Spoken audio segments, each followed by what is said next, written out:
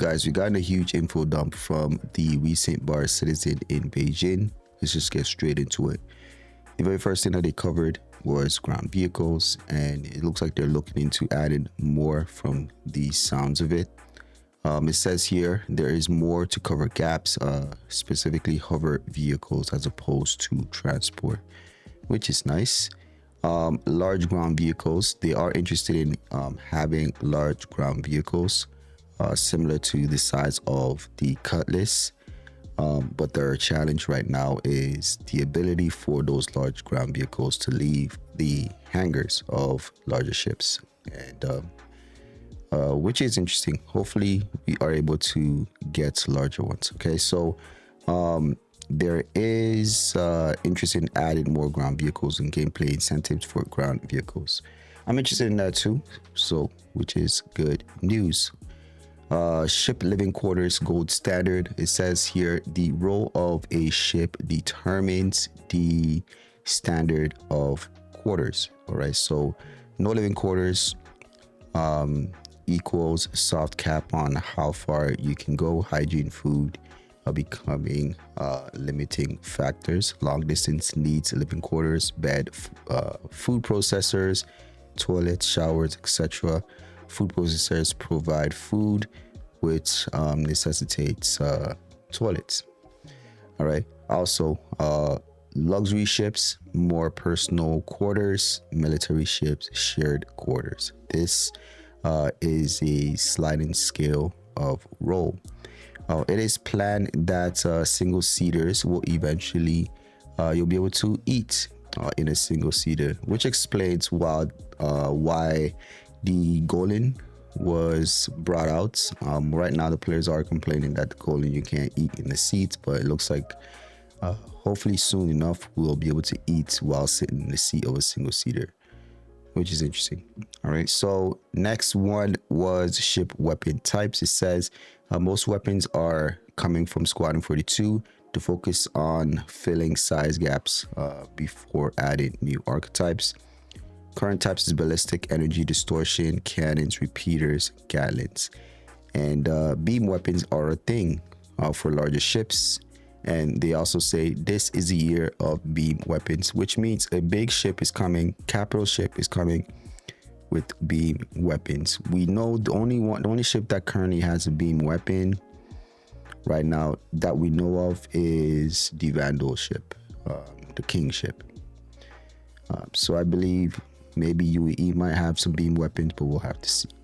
Ships with beam weapons, but we'll have to see what ships those will be. Or are we gonna get access to the King ship, which I highly doubt. All right, so they then spoke on ballistics. It says reloading ballistics will be split into two methods.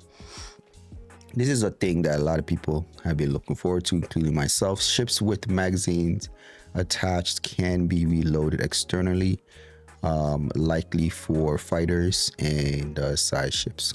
Makes sense. Ships like the Hammerhead, too many guns, will have an internal loader rear near the cargo area, similar to base building ammo boxes fed into a machine, which then resupplies the weapons. Makes sense, which is the idea that I thought they were going to go in a direction for, especially for the big ships. I like that.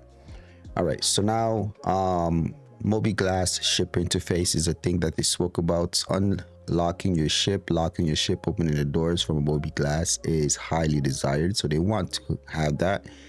The team responsible is also working on other player requests like 3D landing cameras. It is on lists, but not directly controlled by the ship team. Interesting. Alternative options for missile racks, ECM pods, extra fuel are possible, not planned for missile hardpoints. Invictus launch week will have alternatives for loading missile racks. Nice. Okay. Marine seats on ships, it says here, currently underutilized. G-forces affect loose actors, but gravity generators are not yet physicalized. Hard turns will cause ragdoll effects. Once gravity generators are physicalized, hard turns will cause progressive gravity failure, which is grav gen lag, and the interior could become 0G. All right, seats will ignore this effect. Drop ships need to be more survivable during drops, not tanky enough, which is something I've been speaking about for quite some time. I think they need to be a lot more tanky than they are right now. The Valkyries is just not tanky enough at all. So hopefully with the release of the Asgard, hopefully we'll see a bump in that. So we'll see. RSI Galaxy, it says the interior is going to be based on the Zeus rather than the Polaris. The Perseus is based on the Polaris detail and lighting, but takes some Zeus elements. The RSI civilian ships like the Galaxy will now have a more Zeus style design. The Perseus isn't coming at Invictus launch week. So it looks like we'll get the Perseus at the end of the year, which a lot of us expected anyway. So that's it's not a surprise. All right, so sorry, I have a bit of a cold. Caterpillar and Kraken cargo lift versus elevators. It says Caterpillar doors recent changes to go to the ground, improved some aspects but worsened others. If retroactively designed, lifts would be different. 3 state doors desired, but doors can currently only have 2 states. Elevators face synchronization issues, possibly network and visual. Cracking concepts will be reviewed soon at end of year pre-production. So it looks like there's planning on starting work on the cracking early next year by the sounds of this. Okay, so Reclaimer rear cargo platform adjustments was also spoken about. Similar to the Caterpillar, if designed more recently, it would not be made this way, victim of its time. Not conclusive to quick and easy changes. Changing the rear lift will require changing the rear rooms, and Reclaimer would suffer from significant art style clashes. Reclaimer's interior needs re-imaging. Nice. All right, so now they then spoke about Mach 2. So Mach 2 discussions are more active internally, but only considered for ships where the Mach 1 fully works. Ships that don't work well with get rework instead.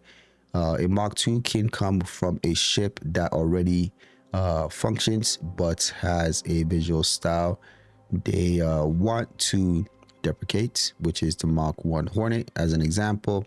No Mach 2 Reclaimer planned, as they would still need to update the Mach 1. They don't want to duplicate work. Makes sense. They then spoke on modules in store. Only the Retaliator currently has modules.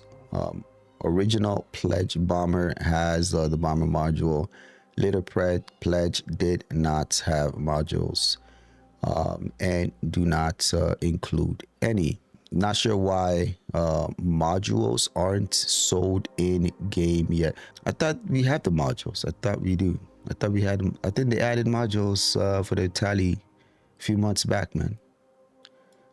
Pledge items required to be kept out of game, in-game store for a fixed period, legal basis for delivering to direct pledgers first, which makes sense. So the new ships that releases, the owners get it first, and then a few months later they add it to the in-game store, which makes sense. I don't have any issues with that.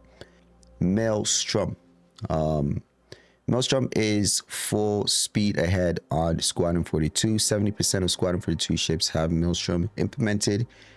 Existing damage models is adapted for Maelstrom. Simple conversion process using a new button process, and visually behaves the same, but with Maelstrom physical properties. Tech art can further update for more detailed damage effects, more parts to blow off, etc. Hero ships are currently being updated to this standard. Some ships only appear once in Squadron 42, so they will only get a PU converted Maelstrom. Difference between the full Maelstrom and partial Maelstrom. And it says here in the CC demo, all ships were Maelstrom and behave directly from the PU. CC demo. Probably the demo that they showed. Was it last year or the year before they did a showcase of Maelstrom? All right, so let's continue. Weight calculation, they spoke on that. It says in Squadron 42 weight calculation using Maelstrom account for materials and thickness. A ship's part, titanium wing, lighter than steel. Makes sense. More accurate and stable applied to actual ship areas. In Star Citizen without Maelstrom, weight is determined by rough in volume plus interior for basic mass calculation. Leads to physics bug in PU due to crude weight distribution. Weight does not impact flight, but cargo does not yet unless it is external. When Maelstrom is online, cargo will affect the weight and components will be included. Maelstrom may eventually allow removing parts of the ship to reduce weight and improve speed. That's interesting. Okay, remove parts of a ship to reduce the weight. That's going to be interesting. Okay. All right.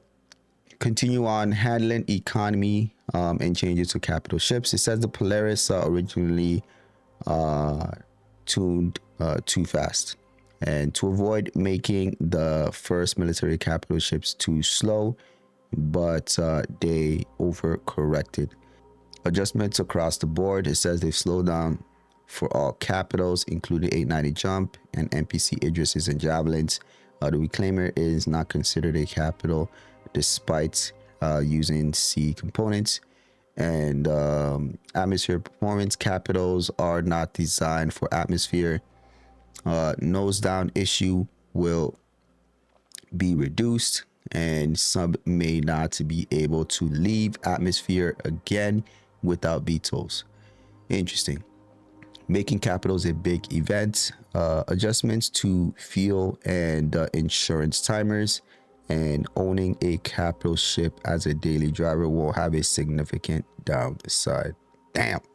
Yeah, especially when engineering gameplay comes out. Yeah, using your capital as a daily is going to be a problem.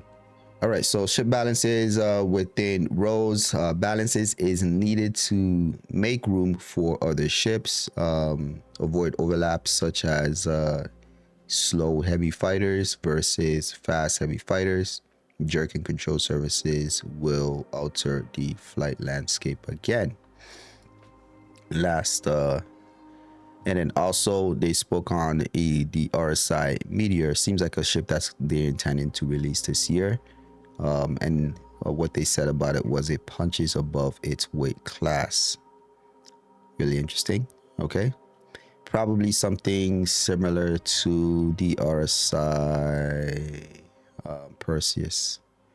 I think it's probably going to be meant for helping with taking down capital ships, since right now their goal is to get in as much capital ships as they can. I think we're going to get an Idris very soon, actually.